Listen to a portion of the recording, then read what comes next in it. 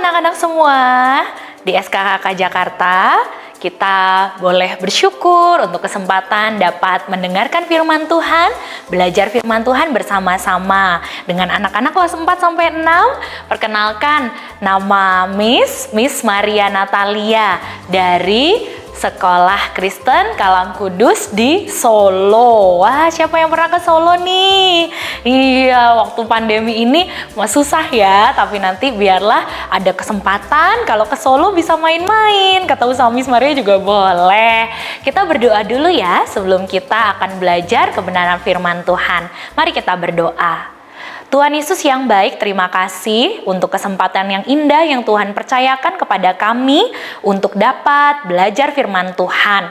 Kiranya Roh Kudus yang menerangi hati kami, memampukan setiap anak-anak untuk dapat mengerti dan melakukan firman Tuhan dalam kehidupan sehari-hari. Kami serahkan waktu ini ke dalam pimpinan-Mu, dalam nama Tuhan Yesus kami berdoa. Amin. Anak-anak, hari ini kita akan belajar sebuah tema, Aku Saksi Kristus. Ya, anak-anak di rumah yang ada Alkitabnya diambil, lalu kita membuka sebuah bagian firman Tuhan dari Kisah Para Rasul 1 ayat 8. Berbunyi demikian. Tetapi kamu akan menerima kuasa kalau Roh Kudus turun ke atas kamu.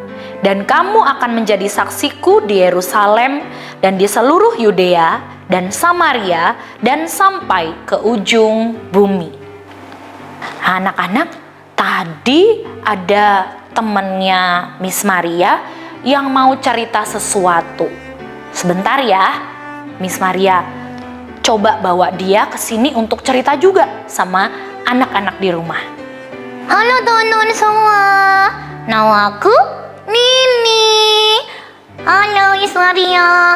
Halo juga Nini. Wah, Nini kok ceria sekali sih? Iya dong, aku seneng banget hari ini. Kenapa Nini begitu senang? Coba cerita tuh sama teman-teman yang ada di rumah. Nah jadi aku itu dikasih es krim yang enak sekali Miss Maria. Teman-teman, rasa kacang almond dipadu dengan vanila dan juga keju yang meleleh di dalamnya. Enak sekali. Enak sekalinya sampai Miss Maria dan juga teman-teman mungkin ya membayangkan habis ini kayaknya jadi pengen makan es krim seperti yang Nini makan. Iya nih. Wah, sepertinya Nini sudah menjadi saksi bagi es krim tersebut, seperti bintang iklan gitu loh. Miss Maria bisa aja nih. Iya loh, sampai Miss Maria jadi pengen nyoba, sampai Miss Maria jadi pengen cicipin es krim seperti Nini. Teman-teman juga nggak? Di rumah anak-anak juga nggak? Iya kan. Aku seperti bintang iklan, tentu saja. Nah, tahu nggak Nini dan juga anak-anak di rumah bahwa lebih daripada es krim, Ya, lebih daripada makanan, ya. lebih juga daripada pakaian, ada sesuatu yang lebih penting untuk bisa kita sampaikan dan saksikan kepada orang lain. Hah? Apa itu Miss Maria? Anak-anak semua tahu nggak yang di rumah? Apakah ada hal-hal yang lebih penting dari itu semua untuk kita saksikan kepada orang lain? Nini mau tahu Miss Maria. Teman-teman juga mau tahu kan? Di rumah ya, mau tahu ya? Oke, kalau mau tahu, duduk yang manis, kita mau dengar sama-sama ya firman Tuhannya. Oke, Miss. Anak-anak semua, tentu anak-anak mengenal atau pernah mendengar tentang nama Rasul Petrus. Ada yang belum pernah mendengar sama sekali? Kalau belum pernah mendengar, nanti Miss Maria mau laporin sama Miss Rina supaya dikasih tahu siapa itu Petrus. Nah, Petrus adalah salah satu dari 12 murid Tuhan Yesus yang Tuhan pilih untuk menjadi murid-murid yang diajar oleh Tuhan, yang mengikuti kehidupan Tuhan Yesus mulai dari pagi sampai malam hari, dari satu tempat ke tempat yang lain. Murid-murid Tuhan Yesus adalah orang-orang yang begitu dekat dengan Tuhan Yesus. Kemanapun Tuhan Yesus pergi, mereka ikut. Apapun yang Tuhan Yesus ajarkan, mereka dengar, mereka lihat, mereka perhatikan. Mujizat-mujizat yang Tuhan Yesus lakukan pun untuk menyembuhkan orang yang buta, orang yang tuli, orang yang tidak bisa bicara. Bahkan saat Tuhan Yesus pun membangkitkan orang mati dari kematiannya dan menjadi hidup lagi, mereka adalah orang-orang yang menyaksikan segala perbuatan Tuhan Yesus, keajaiban-keajaiban Tuhan Yesus, dan mereka adalah orang-orang yang kenal dengan Tuhan Yesus. Namun, para murid ini adalah orang-orang yang juga pengecut. Kenapa? Waktu Tuhan Yesus ditangkap, Tuhan Yesus diadili, Tuhan Yesus disalibkan, mereka menjadi orang-orang yang begitu takut untuk dikenal oleh orang lain sebagai murid-muridnya Tuhan Yesus. Bahkan ada di antara mereka, bahkan Rasul Petrus sendiri berkata, "Aku gak kenal Tuhan Yesus. Siapa itu Yesus? Aku tidak ada hubungannya dengan dia." Mereka menjadi orang-orang yang bersembunyi, mengunci diri di rumah, dan mereka takut orang lain akan menemukan mereka dan kemudian akan menghukum mereka, sama seperti ketika mereka menyalibkan Tuhan Yesus. Pada waktu itu, peristiwa yang besar terjadi, yaitu Tuhan Yesus bangkit dari kematian dan Tuhan Yesus mengunjungi murid-muridnya.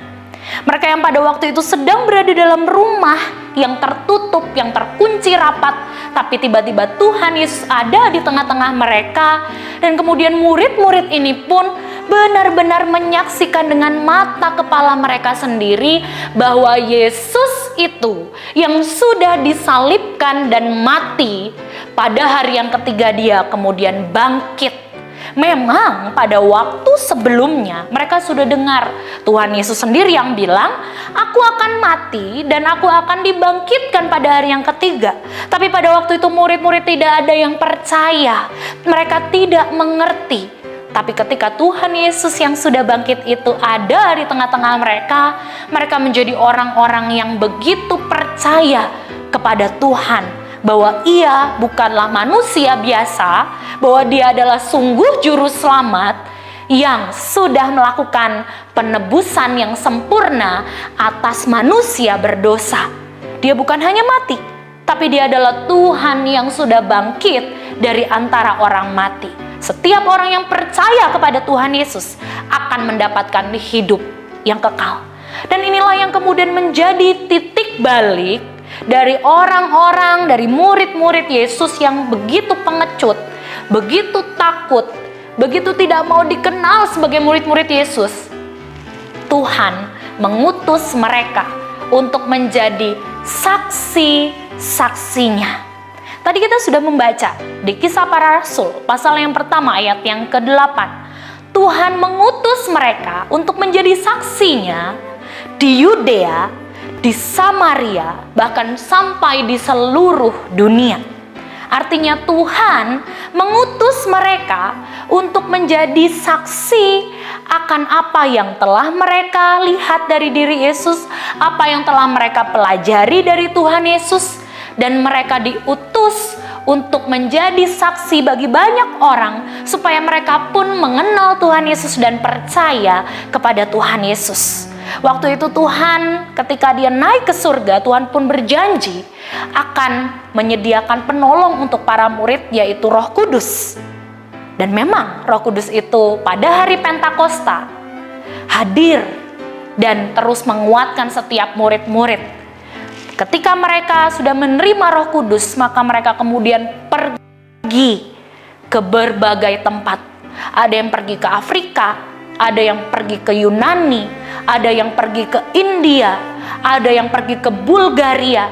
pergi ke banyak tempat. Untuk apa? Untuk menjadi saksi Kristus.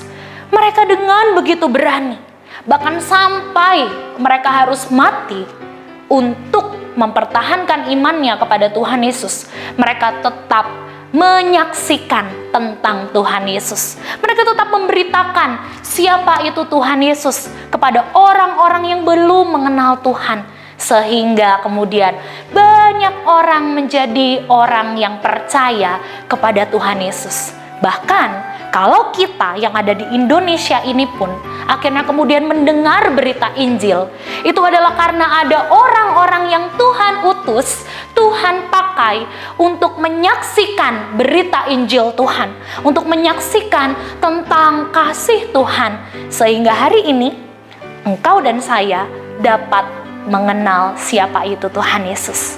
Nah, anak-anak semua, kalau para rasul tadi sudah menjadi orang-orang yang menyaksikan tentang Tuhan, mereka adalah saksi-saksi Kristus pada zamannya, maka Tuhan sekarang memanggil engkau dan saya untuk menjadi saksi-saksinya untuk orang lain di sekitar kita. Ada banyak loh orang yang belum mengenal siapa itu Tuhan Yesus. Ada banyak orang yang belum mendengar berita tentang Injil Tuhan. Apa sih bersaksi itu? Bersaksi adalah menceritakan tentang Tuhan Yesus, kebaikannya, kasihnya, siapa itu Tuhan. Ada banyak orang yang belum kenal siapa Tuhan Yesus. Ada di sekitar anak-anak yang mungkin orang tuanya belum percaya sama Tuhan. Ada yang emak atau engkongnya, kakek dan nenek belum percaya pada Tuhan Yesus. Atau masih ada teman-teman kalian yang masih belum mau untuk pergi ke gereja. Merekalah orang-orang yang kepadanya kita seharusnya bersaksi tentang Tuhan Yesus. Bersaksi bagaimana ya, Miss? Aku kan masih kecil. Lagi pula ini masa pandemi, aku nggak bisa pergi kemana-mana. Ya, tetapi keterbatasan ini tidak menghalangi kita atau menjadi alasan bagi kita untuk akhirnya ya sudah deh, aku nggak menjadi saksi Kristus, aku nggak bisa, aku terbatas. Bukan. Tapi dengan cara apapun Tuhan bisa pakai kita. Anak-anak bisa berdoa, anak-anak bisa memberikan link ibadah online kepada teman-teman yang kamu tahu mereka masih malas-malas untuk ke gereja bahkan secara online. Ada loh yang malas-malas untuk ibadah bahkan untuk online sekalipun. Kalau di rumah kalian dikunjungi oleh kakek atau nenek, atau sekarang sedang berada dengan kakek atau nenek di rumah, bisa cerita tentang Tuhan Yesus kepada mereka. Kepada Mbak Sus yang ada di rumah pun kalian bisa menceritakan tentang kasih Kristus. Bersaksilah, bukan hanya dengan apa yang dapat kamu ucapkan, tetapi melalui kehidupanmu yang juga belajar menyaksikan kasih Tuhan Yesus. Kamu menjadi anak yang taat, kamu menjadi anak yang sungguh-sungguh menunjukkan bahwa kamu sudah mengenal Tuhan. Itu pun bisa Tuhan pakai untuk menjadi saksinya bagi orang lain yang belum percaya kepada Tuhan. Ketika mereka melihat hidupmu, wah, hidup anak ini sangat good ya. Kenapa ya? Oh, karena dia sudah percaya sama Tuhan Yesus. Dengan demikian pun, kamu sudah menjadi saksi Kristus. Nah, anak-anak semua, siapa di antara kamu yang mau belajar menjadi saksi Kristus? Ya, Miss Maria pun masih terus belajar. Ya, kita adalah orang-orang yang dipanggil untuk menjadi saksi Kristus dimanapun, kapanpun kita berada. Yuk, ucapkan sama-sama ya. Aku saksi Kristus. Sekali lagi dengan Miss Maria. Aku saksi Kristus. Kiranya Tuhan yang menolong kita. Mari bersama kita berdoa. Tuhan Yesus yang baik, terima kasih kalau pada saat ini kami sudah belajar bagaimana seharusnya kami menjadi saksi-saksi Kristus dimanapun kami berada. Tuhan, kami bersyukur karena kami sudah mengenal Tuhan Yesus terlebih dahulu. Kami sudah percaya kepada Tuhan Yesus terlebih dahulu.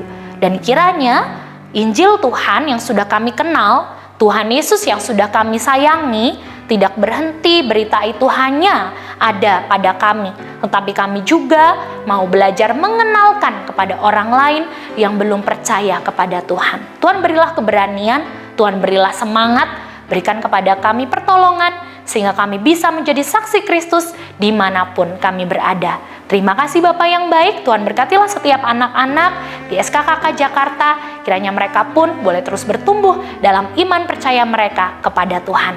Di dalam nama Tuhan Yesus kami berdoa. Semua anak Tuhan katakan, amin. Ya anak-anak, Tuhan Yesus memberkati kita ya. Sampai jumpa.